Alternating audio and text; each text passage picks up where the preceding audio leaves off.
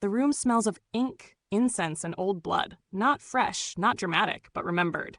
A scribe lowers his reed pen and hesitates, because what he is about to write is not a spell, not a prayer, but a life, broken and uncertain. Around 1600 BCE, in the heat of ancient Egypt, medicine steps quietly into history. The chamber is dim. Sunlight slips through high stone slits, catching dust in the air. A patient lies on a low table, an injured laborer, a fevered child, a soldier struck by a falling stone. The healer does not rush. He observes. He asks questions. He touches the wound, notes the swelling, the color, the smell. And nearby, a scribe waits. This is the moment something new begins. Instead of trusting only tradition or divine whim, these healers choose memory. They choose record. On sheets of papyrus, they write case after case. The complaint, the examination, the diagnosis, the treatment, and most crucially, the outcome. If the patient recovers, it is written. If the patient dies, it is written. These are not stories meant to impress gods. They are instructions meant to teach humans. As the script unfolds, a pattern emerges. Head injuries are classified. Symptoms are compared. Prognoses are labeled, an ailment I will treat, or chillingly, an ailment not to be treated.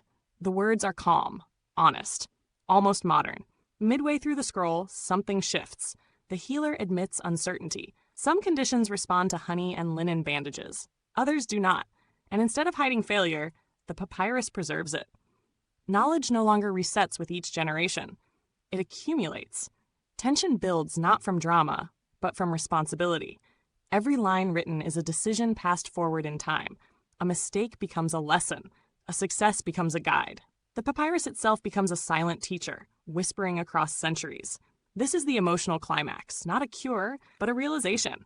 By writing these cases down, humans accept that health is not magic alone.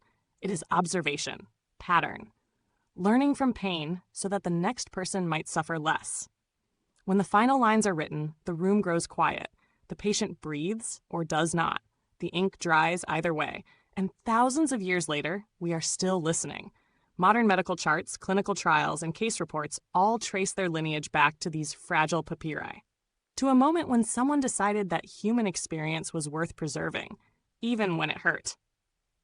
If this story moved you, take a moment to like, share, and subscribe. Leave a comment with your thoughts and help this channel keep uncovering the quiet moments that changed human history.